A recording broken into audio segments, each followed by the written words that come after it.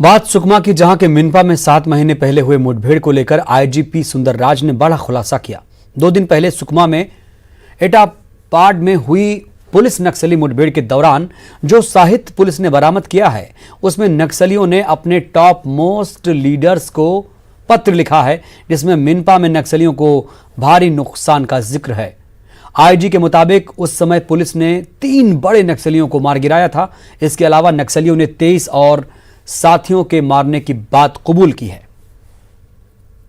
कुल जगरूंड मुठभेड़ में जो डॉक्यूमेंट्स मिला है, उस डॉक्यूमेंट में कुल जगरूंड एरिया कमेटी के 12 माओवादी कैडर और पश्चिम बस्तर इलाका के 11 माओवादी कैडर, इस प्रकार का 23 माओवादी कैडर का कहने के नुकसान होने का इसमें जिक्र हुआ है। और जो डॉक्यूमेंट्स मिला उसका भी कोई गोंडी भाषा में है, उसका ट्रांसलेशन की जा रही है। उसके बाद साथ जो भी पब्लिक जानकारी के लिए जो लायक विषय होगा तो उसका हम खुलासा करेंगे। बस्तर में नक्सलियों से निपटने के लिए यहां पुलिस ड्रोन की मदद ले रही है। इसी ड्रोन की मदद से नक्सलियों के मूवमेंट का वीडियो सामने आया है, जिसमें नक्सली बड़ी संख्या में ग्रामीणों को सड़क काटने के लिए ले जा रहे हैं। वीडियो हालांकि 9 सितंबर का है। पालोड़ी से सामने आए इस वीडियो में नक्सली बड़ी संख्या में ग्रामीणों को अपने साथ ले जाते हुए देखे जा सकते हैं। ये तस्वीरें किस्टाराम थाना क्षेत्र के पालोड़ी की हैं। सुकमा एसपी शलभ सिन्हा ने मामले की पुष्टि की और आपको याद दिला दें कि नक्सली ग्रामीणों को डरा धमकाकर अपना काम करवाते हैं और उनका विरोध करने पर मारपीट करते हैं और अक्सर ग्रामीणों की हत्या भी इसी वजह से कर दी जाती है। तो अब ये तस्वीरें सामने आ चुकी हैं। ड्रोन का इस्तेमाल किस तरीके से किया जा रहा है पुलिस कर रही है और इसी ड्रोन में ये तस्वीरें कैद हुई हैं, जो एक बड़ी तस्वीर को साफ कर रही हैं कि जो ग्रामीण हैं दहशत में ही सही वो नक्सलियों का काम करते हैं, मजबूरी में ही सही जो ग्रामीण हैं वो नक्सलियों के साथ नजर आते हैं, क्योंकि नहीं आएंगे तो उनकी हत्या कर दी जाएगी, उनको जान से हाथ धोना पड़ेगा और यही मजबूरी, यही दहशत जो ग्रामीण हैं उनको नक्सलियों के साथ खड़ा करने पर विवश कर देती है।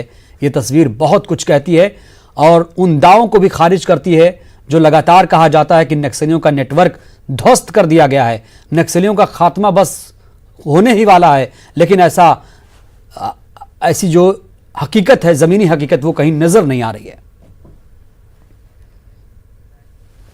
इंद्रावती नदी पर चाचा भतीजे के फर्जी एनकाउंटर मामले में हाईकोर्ट ने याचिकाकर्ता से 6 हफ्ते में जवाब देने को कहा। इससे पहले शासन ने कोर्ट में अपना जवाब दाखिल किया था। पिछली सुनवाई में कोर्ट ने राज्य सरकार, गृह सचिव, बीजापुर कलेक्टर और एसपी को नोटिस जारी कर जवाब तलब किया था। इसमें सभी का जवाब आ गया है। याचिकाकर्ता ने पुलिस पर 35 साल के चाचा माटा अलामी और 15 साल के भतीजे के एनकाउंटर का आरोप लगाया है। आरोपों के मुताबिक चाचा भतीजा इंद्रावती नदी पार कर तुमनार राशन लेने गए थे, जहां पुलिस ने पकड़कर परिवार के सामने ही दोनों का एनकाउंटर कर दिया। याचिकाकर्ताओं ने हाईकोर्ट से मामले की सीबीआई की जांच कराने की मांग की है।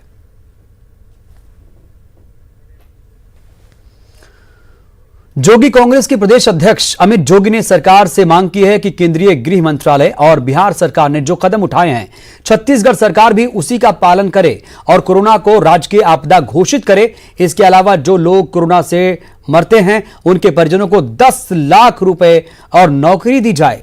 जोगी ने कहा कि आईसीएमआर ने प्लाज्मा थेरेपी की इजाजत नहीं दी है। यह बात पूरी तरह से गलत है। स्वास्थ्य मंत्री टीएस सिंहदेव आईसीएमआर की मूल रिपोर्ट को पढ़ें। पहले तो मैं सरकार से ये मांग करता हूं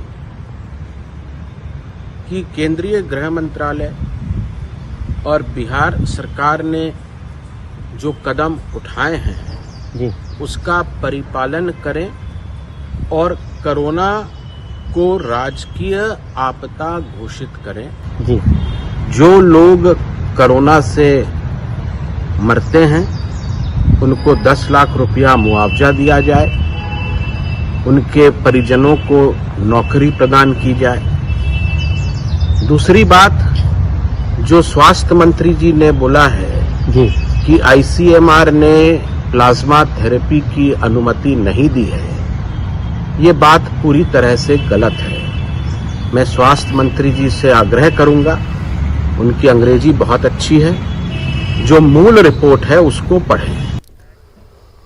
इधर छत्तीसगढ़ में प्रवेश परीक्षाओं को लेकर राजनीतिक घमासान शुरू हो चुका है, जहां एक और बीजेपी का कहना है कि जब राष्ट्रीय स्तर की नीट परीक्षा हो रही थी तब कांग्रेस पार्टी इसका विरोध कर रही थी। वहीं प्रदेश सरकार छत्तीसगढ़ पीएसपी परीक्षा करवा रही है। उधर जोगी कांग्रेस के प्रदेश अध्यक्ष अमित जोगी भी बीजेपी के सुर में सुर मिला रहे हैं और प्रदेश सरकार से सवाल पूछ रहे हैं। वहीं कांग्रेस पर दोहरा चरित्र अपनाने का आरोप लगाया जा रहा है। पाठ्य पुस्तक निगम के अध्यक्ष और कांग्रेस नेता शैलेश नितिन त्रिवेदी का कहना है कि बीजेपी का बेरोजगार विरोध चरित्र फिर से उजागर हो चुका है। आयोजित परीक्षाओं में कोरोना के नाम पर विरोध करना और राज्य सरकार जब उसका आयोजन करती है तो क्या उस समय कोरोना का संक्रमण नहीं रहता है। इससे राज्य सरकार वैचारिक रूप से संक्रमित हो चुकी है। उनको कम से कम इस तरह के आयोजन, इस तरह की परीक्षाएं जो हो रही हैं, चाहे वो केंद्र के माध्यम से हो, चाहे राज्य शासन के अधीन की परीक्षाएं हो, इस पर राजनीति करने से बाज आना चाहिए। इस चरित्र को प्रदेश का छात्र, प्रदेश का युवा वर्ग देख रहा है कि कोरोना के नाम पर ये किस तरीके से राजनीति कर रहे हैं। वैसे तो कांग्रेस पार्टी ने नीट परीक्षा का जमकर विरोध किया था, लेकिन उसी पार्टी की छत्तीसगढ़ सरकार क्यों, जब महामारी चरम पर है प्रदेश में, 21 सितंबर को पीएससी की परीक्षा लेने में आमादा है। क्या छत्तीसगढ़ से महामारी खत्म हो गई है? क्या सरकार को नहीं मालूम कि उसी दिन यूजीसी नेट की भी परीक्षा है? छत्तीसगढ़ के लोग दोनों परीक्षा एक साथ कैसे दे सकते हैं? छत्तीसगढ़ राज्य लोक सेवा आयोग की परीक्षाओं का विरोध करके भाजपा ने अपना बेरोजगार विरोधी, युवा विरोधी चरित्र फिर से उजागर कर दिया है। जेईई, एनईईटी की परीक्षा का विरोध इसलिए किया जा रहा था क्योंकि इन परीक्षाओं में बड़ी संख्या में छात्र भाग लेते हैं। पीएससी की परीक्षा में तुलनात्मक रूप से कम लोग भाग लेते हैं और इन छात्रों की जो उम्र होती है उसे देखते हुए संक्रमण के खतरे को लेकर कांग्रेस ने आवाज उठाई थी और ये तो छात्रों की मांग थी कि इन परीक्षाओं को रोका जाए।